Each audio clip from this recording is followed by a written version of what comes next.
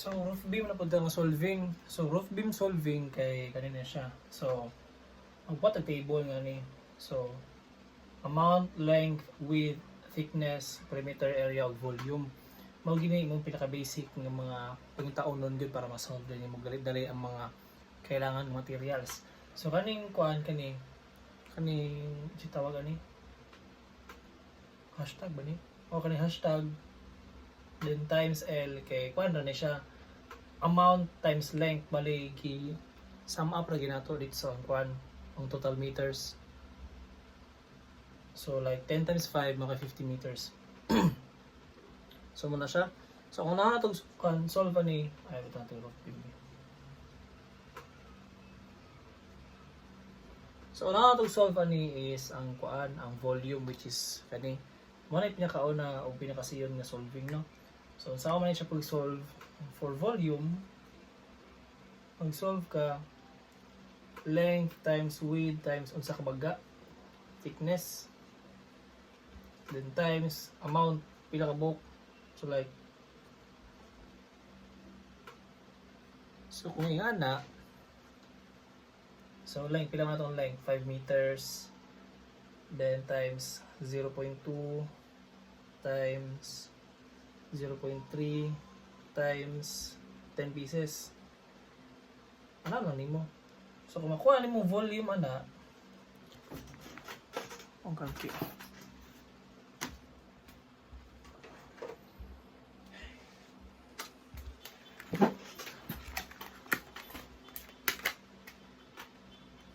5 times 0.2 times 0.3 times 10. So na kay 3 cubic meters. So kung na kay volume, pwede na nimo makuha imong mga cement, imong sand o gravel gamit ang imong unsa ang mixture nga type imo. It's either class AA mixture or class A mixture, class B o class C. So mag-refer lang ka sa book na tong estimates. Natin multiplier dito para makita nimong number of bags sa cement, sa imong sand, pila mong cubic meter sa sand, o pila mong cubic meter sa imong gravel. So ano na siya no? Hindi na ako mag-dwell o ana ugtaman kay paano naman siya, dali naman siya sabton pagkuha na. So ito sa number of stirrups. So sa number of stirrups, ang solving nato sa number of stirrups kay kuan number of stirrups. Ang pang-solve na to na is kani hashtag times L times length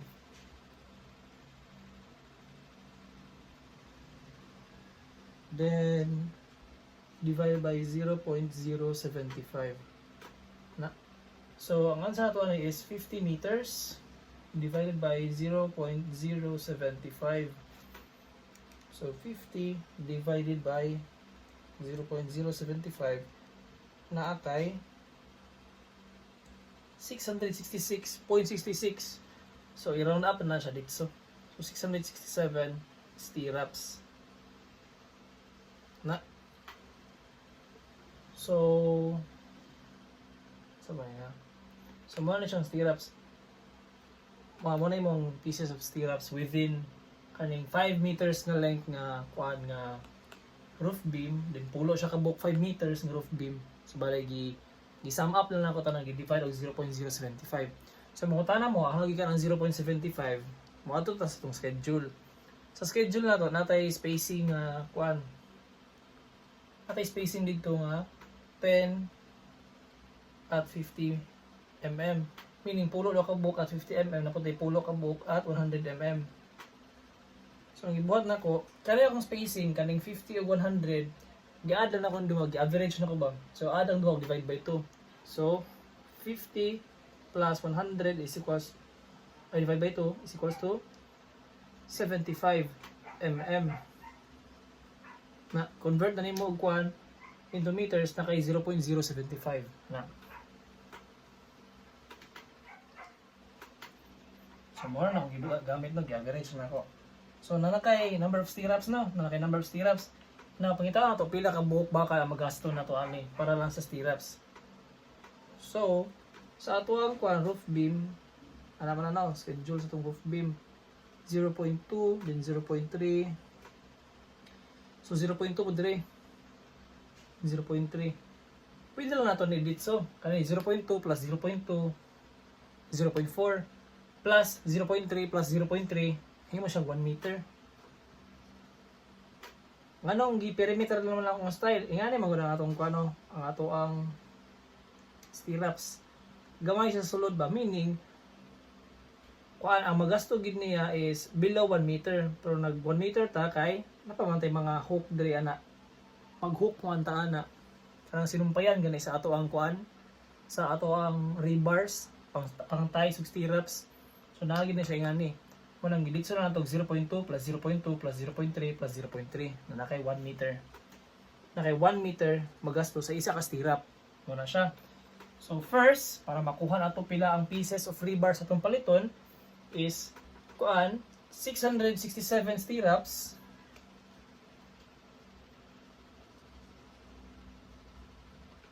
times 1 meter per stirrup, di ba?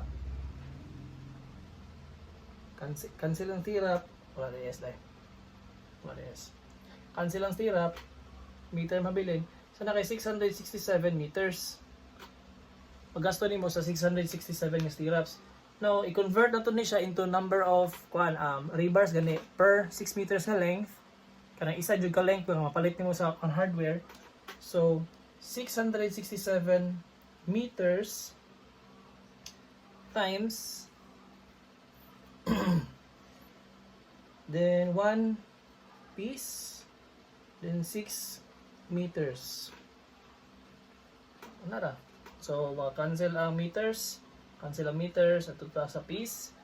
So 667 667 divided by 6 na kay 111.16 o 112 na na. Kay dili ka makapalit og minudo nga bakal. 116 pieces of 12 mm 6 meters rebar.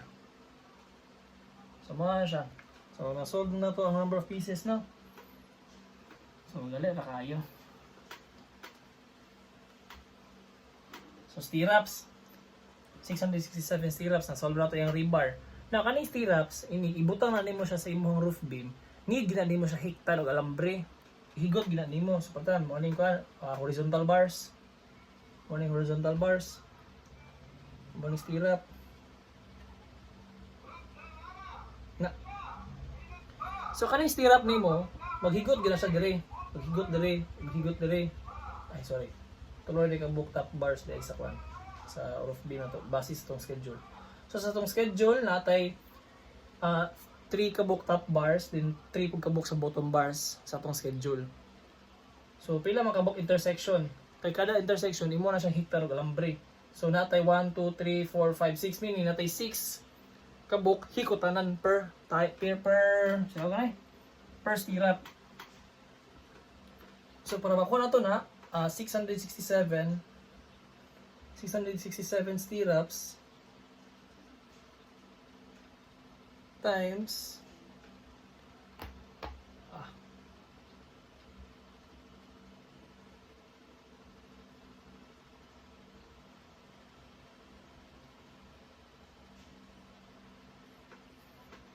so 667 times 6 times 6 na kay 4,002.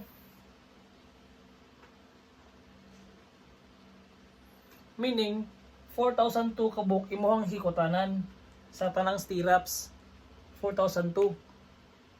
Pero ties pa lang ni din ang gipangita man sa ato ang kuan sa ato ang estimate kay kilograms ang GI tie wire no ay butang nila ko ni GI tie wire na. So GI tie wire ang pangita. So kaning ties i-convert sa nato ni into meters. So if i-convert nato into meters 4,002 ties 0.3 meters. One tie. Anong 0.3 meters man? Meaning, sa isa kahigutan, ang alambre nga mo magasto, sa isa lang yung kahigutan is 30 cm or 0.3 meters. So, kung isolve na ito na, natay 1,200.6 meters. In meters pa lang na siya. So, we need to convert it into pieces of rebar. So, rebar, sorry. We need to convert it into pieces, into kilograms day. Into kilograms, GI tayo wire. So, 1,200.6 meters divided imog 53. Constant na ng 53, base sa libro. So, 1,200.6 divided by 53 na kay 22.65 kilograms. So, muna ni imong amount sa imong wire or imong GI tie wire nga magasto para lang sa number of stirrups. So, muna siya. So, okay na itong stirrups, no? So, dali na punta sa horizontal bars. Horizontal bars na punta. So, sa ito, ang roof beam, maganda siya. Ito na ito sa iyang design siyang bakal. Pinayana. Ay, bati ako dahil kalakihan.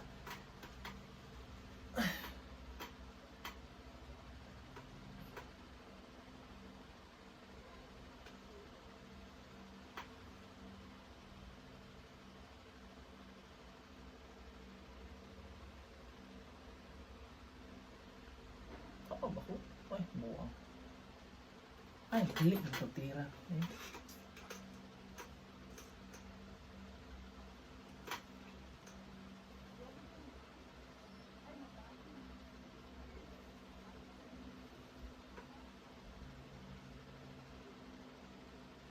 So yung ang atong roof beam. So kani siya, kaning nag-cross muna siya atong horizontal bars. So muna siya. So sa atong schedule natay tulo ka buok top bars, tapos tay tulo ka buok bottom bars. So ang akong ginabuhat na lang is if ang imong imong roof beam length kay dili siya dili siya maabot og 6 meters or equal siya sa 6 meters.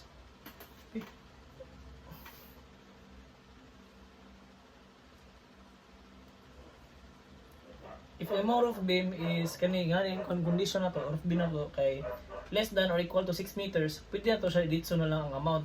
So, ang amount na to is 10. I-times na natong 6. Kaya naman yung 6, pila man kabuk mo, bars mo magasto, di ba? Tulo sa taas, tulo po sa ubos. So, 6 tanan. So, i-ditso na ninyo. So, pila kabuk mo roof beam na nag-follow ano yung condition, hindi times ni mo og 6. So, 10 times 6, nakay 60 kabuk, rebars paliton. Rebars paliton.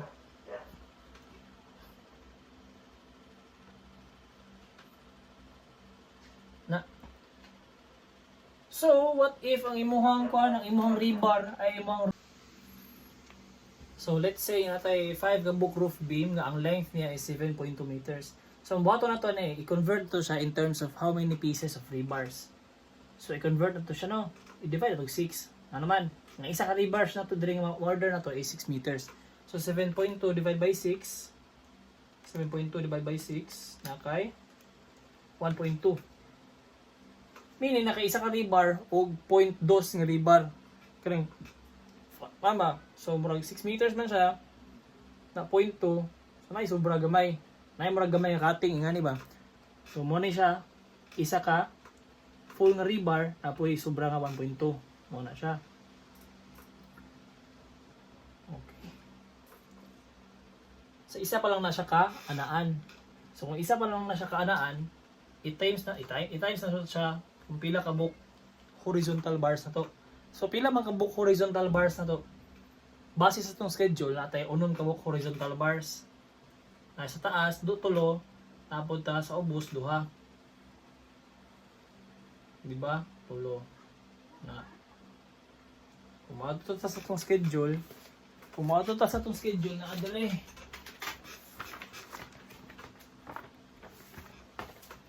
Ay, schedule.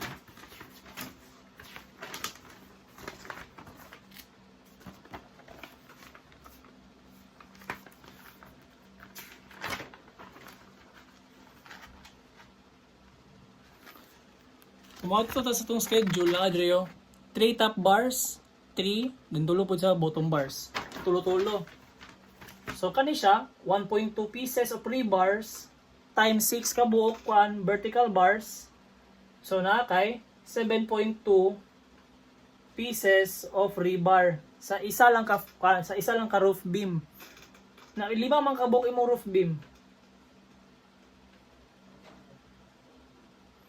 Na lima man kabuok imong roof beam. So, para makuha nimo, i-times sa po nimo nig 5, di ba? So, 5 times 7.2 meaning ay, tabot na ako din. Times 5 roof beam. So, ang solve na to is total of 36 pieces of rebar. Tanan ang imuhang paliton. If ingani mo sobra. So, gets ka, no? Okay na. Then, sunod, okay na ta sa horizontal bars, no? Yung hanapod nga process, same po na siya sa footing tie beam. Total, para sa na sila beam. Sunod, kay napod day, sunod formworks ta. So, sa formworks, magamit na to ni siya panghulmahan. Hulmahan sa ato ang roof beam para maporma siya og roof beam. So, ang formworks na to is, ano na siya formada daw? Kung sa column, ingani ang formada sa column,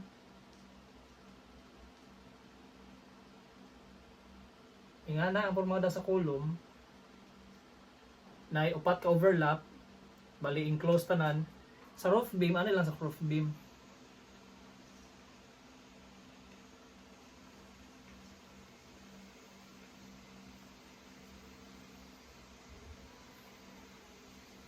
Na.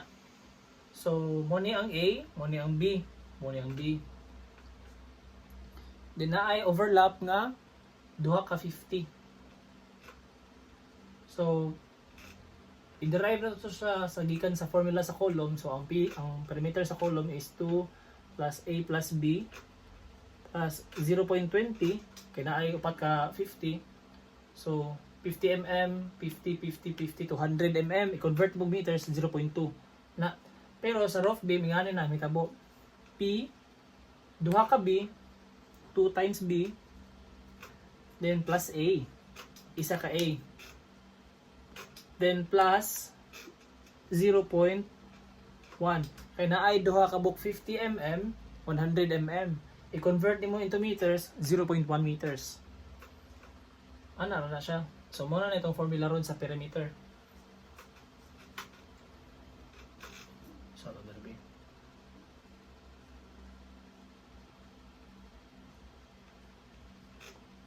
Na. So, kinsa man ni si B? So, P 2 times 0.3 na eh. 0.2 na mo ni si B, mo ni si A.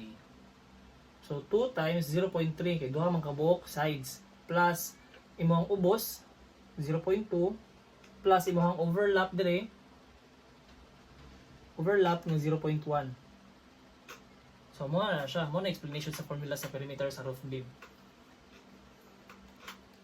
So kung isolve na nimo 2 times 0.3 plus 0.2 plus 0.1 na kay perimeter nga 0.9.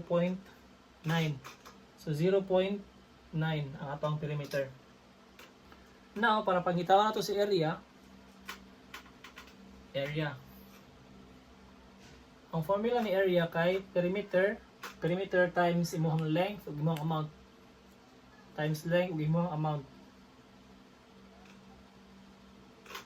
So, pila man itong perimeter? 0.9 meters times ihang length na 5 meters.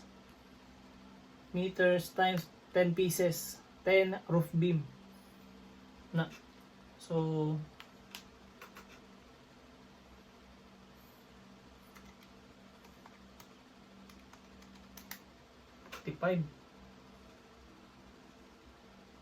ay 45 meters squared. So kung makuha nimo ni 45 meters squared, pila nimo makuha imong formworks, pila ka buok plywood, pila ka buok frame in terms of board foot. So kani siya pangitaon. First, plywood sa ta. Plywood. So ang formula ni plywood kay area divided by 2.88. 2.88. So 45 divided by 2.88. Na kay 15.6 or 16 pieces. Round up na siya dito. 16 pieces nga 1/4 inch plywood. Na. Then sunod sa frame, ato ta sa frame. So ang frame nimo kay plywood times lagi ito 29.67. So kani siya constant na siya na siya sa estimates nga book. So 16 pieces times 29.67 na kay 474.72 board foot sa imong frame. So mo na siya sa imong kuan sa imong roof beam solving.